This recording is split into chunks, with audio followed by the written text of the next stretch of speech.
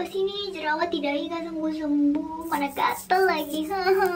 Mari kita coba tanya Mbah Google. Jerawat gatal gak sembuh-sembuh. Jerawat jamur.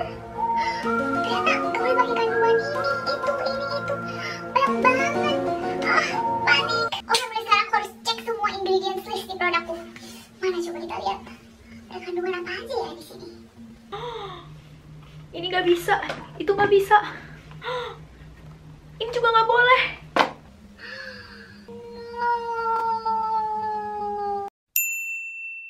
Ya, jadi emang semakin banyak orang belakangan ini yang suka mendiagnosa dirinya sendiri terkena jerawat jamur atau biasa disebut juga dengan fungal acne. Nah, tapi kalian tahu nggak sih kalau sebenarnya istilah fungal acne itu nggak ada loh di istilah medis. Nah, kalian penasaran kan jadinya? Kalau misalnya kalian penasaran, kalian harus terus nonton video ini sampai akhir. Nah, di sini bukan berarti fungal acne adalah kayak teori konspirasi atau apa ya guys. Memang ada infeksi jamur di atas kulit, tapi itu merupakan kesalahan penamaan kalau kita sebut sebagai acne atau jerawat. Nah, kenapa sih salah penamaannya? Karena jerawat itu diakibatkan oleh bakteri, bukan jamur. Jadi mereka itu dua hal yang berbeda ya guys, bakteri dan juga jamur.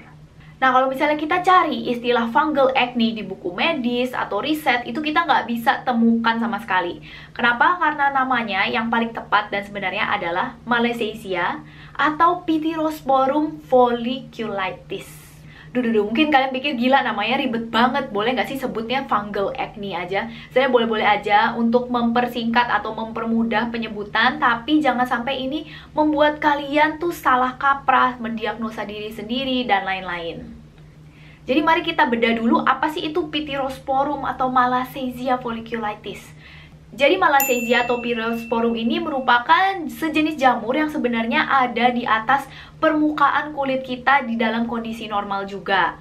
Ya, sekarang permukaan kulit kita ini kan dipenuhi dengan berbagai macam mikroorganisme yang membentuk ekosistem kulit kita supaya tetap sehat. Nah, saat kulit kita sehat, Pityrosporum atau Malassezia ini tuh berada di konsentrasi tertentu dan tidak mengakibatkan suatu permasalahan.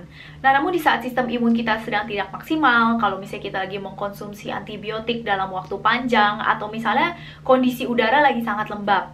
Nah, jamur-jamur yang ada di atas permukaan kulit kita ini bisa semakin berkembang biak, semakin banyak jumlahnya, dan dia menjadi nggak balance dan mengakibatkan permasalahan di kulit kita.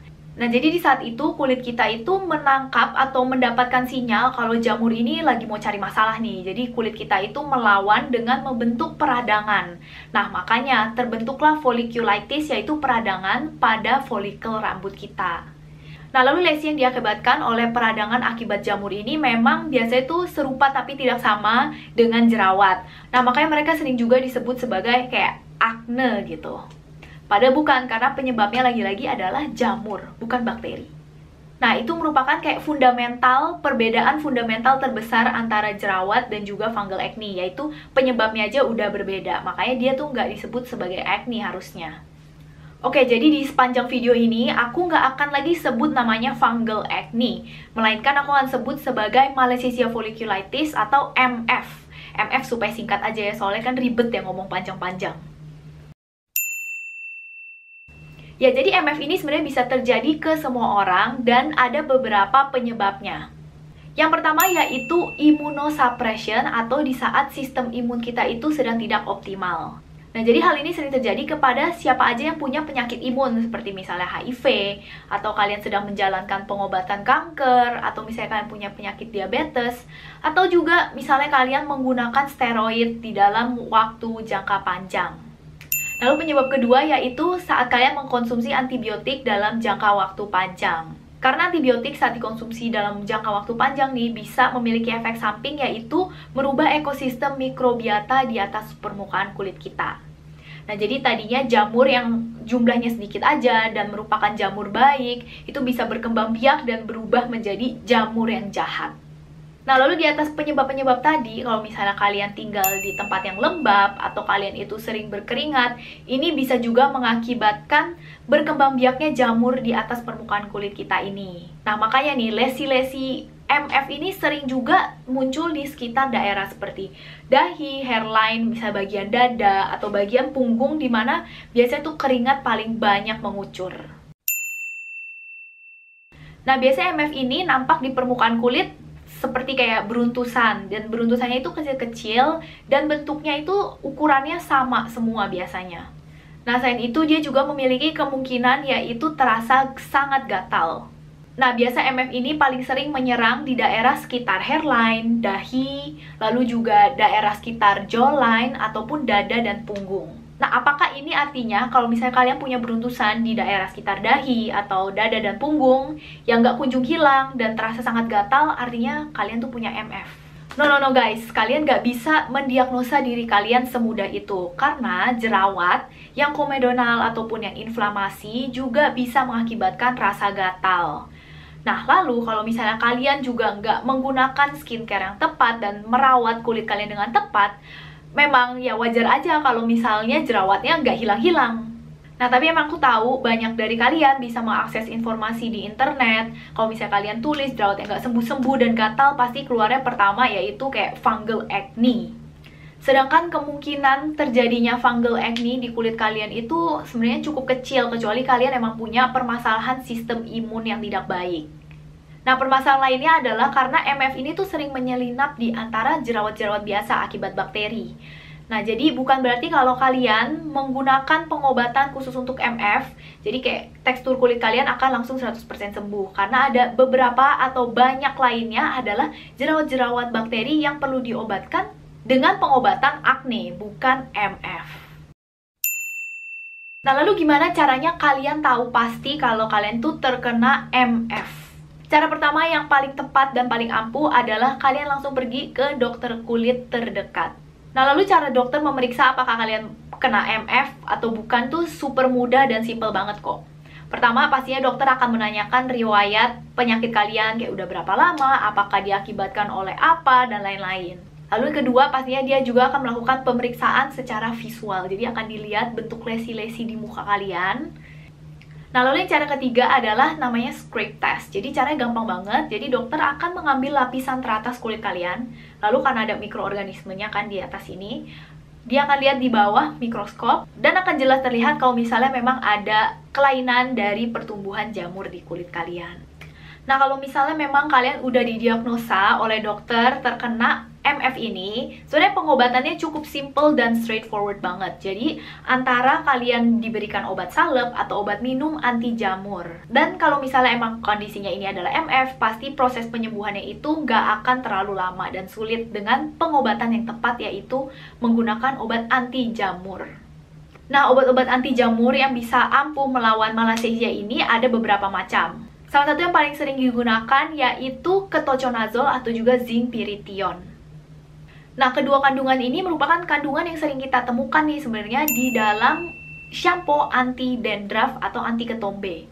Nah, makanya emang banyak juga tips-tips di internet untuk kalian coba menggunakan kayak shampoo anti ketombe, lalu kalian gunakan sebagai kayak wash off mask di lesi yang kalian kira itu jerawat jamur atau MF. Nah, makanya banyak orang memang merasakan kayak perbaikan kondisi kulit mereka saat mereka menggunakan si shampoo anti ketombe ini sebagai wash off mask di wajah mereka. Kalau misalnya memang mereka kena fungal acne.